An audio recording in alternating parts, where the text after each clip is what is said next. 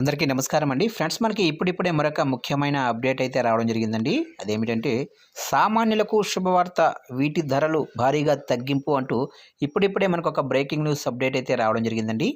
అయితే ఇందుకు సంబంధించిన పూర్తి వివరాలు అయితే మన వీడియోలో తెలుసుకుందామండి. వీడియో మాత్రం ఎక్కడా స్కిప్ చేయకుండా చూడండి ఫ్రెండ్స్, అప్పుడే మనకి పూర్తి సమాచారం అయితే తెలుస్తుంది. ఇక లేట్ చేయకుండా వివరాల్లోకి వెళ్ళిపోదాము. ఇక కొత్త బడ్జెట్ వస్తుందంటే అన్ని వర్గాలు తమకు అనుకూల నిర్ణయాలు వస్తుంటాయని ఎదురు చూస్తుంటారు. ముఖ్యంగా ఉద్యోగులు, మధ్యతరగతి ప్రజలు డబ్బు ఆదా చేసే ప్రకటనలు ఉంటాయని ఆశపడుతుంటారు. ఇక 2024 సంవత్సరం త్వరలోనే ముగియనుంది. అప్పుడే కొత్త బడ్జెట్ అంచనాలు, చర్చలు మొదలయ్యాయి. ఇక రాబోయే బడ్జెట్లో పన్ను రాయితీల గురించి ఆర్థిక శాఖ మంత్రి నిర్మలా సీతారామన్ తాజాగా కొన్ని సూచనలు చేశారు. నిర్మలా సీతారామన్ వ్యాఖ్యల్లో మధ్యతరగతి పన్ను చెల్లింపుదారుల్లో అంచనాలు మరింత పెరిగాయి. ప్రజా సమస్యలపై ఆమె ఇటీవలే స్పందిస్తూ మధ్యతరగతి కుటుంబాలు ఎదుర్కొంటున్న ఆర్థిక ఇబ్బందులను ప్రభుత్వం గుర్తించిందని అన్నారు. నిర్మలా సీతారామన్ మధ్యతరగతి ఆర్థిక ఇబ్బందులను ఉద్దేశించి చేసిన వ్యాఖ్యలు ప్రాధాన్యం సంతరించుకున్నాయి. ఇక మధ్యతరగతి ప్రజలు తమ ఆర్థిక భారాన్ని తగ్గించుకునేందుకు ఆదాయ పన్ను మినహాయింపు ఇవ్వాలని చాలా కాలంగా కోరుతున్నారు. ఓ ట్యాక్స్ పేయర్ ఇటీవల చేసిన సోషల్ మీడియా రిక్వెస్ట్ ఈ అవసరాన్ని మరోసారి హైలైట్ చేసింది.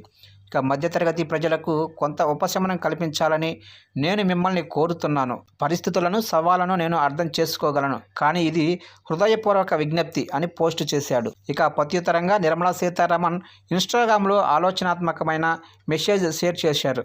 ప్రధానమంత్రి నరేంద్ర మోదీ ప్రభుత్వం బాధ్యత, శ్రద్ధ కలిగింది. మేము ప్రజల అభ్యర్థనలు, ఆందోళనలు వింటాము. వాటిని తప్పకుండా శ్రద్ధగా పరిశీలిస్తాము.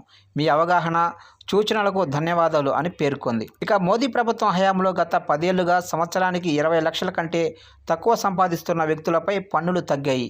ఉదాహరణకు ప్రభుత్వ డేటా ప్రకారం 10 లక్షల కంటే తక్కువ సంపాదిస్తున్న వారి చెల్లించే పన్ను 2014లో 10.17% నుంచి 2024లో 6.22%కి పడిపోయింది. ఇక బడ్జెట్ నిర్ణయాలు ప్రకటించినప్పటికీ తదుపరి బడ్జెట్లో మధ్యతరగతి ప్రజలకు సహాయపడే చర్యలు ఉండవచ్చని నిపుణులు భావిస్తున్నారు.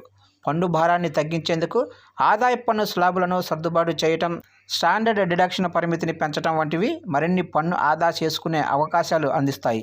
ఇక నిత్యావసర వస్తువులపై జీఎస్టీని తగ్గించడం, జీవన వ్యయాలను తగ్గించడం ఉండవచ్చని నిపుణులు పేర్కొంటున్నారు. ఇక మధ్యతరగతి ప్రజలు ఆర్థిక కష్టాలను గుర్తిస్తామని ఆర్థిక మంత్రి చెప్పటాన్ని సానుకూల సంకేతంగా చూస్తున్నారు. లక్షలాది మంది పన్ను చెల్లింపుదారులు ఇప్పుడు రాబోయే బడ్జెట్ కోసం ఆసక్తిగా ఎదురుచూస్తున్నారు. ఆర్థిక ఉపశమనం, సహకారం అందించే ప్రకటనల కోసం ఆశతో ఎదురుచూస్తున్నారు.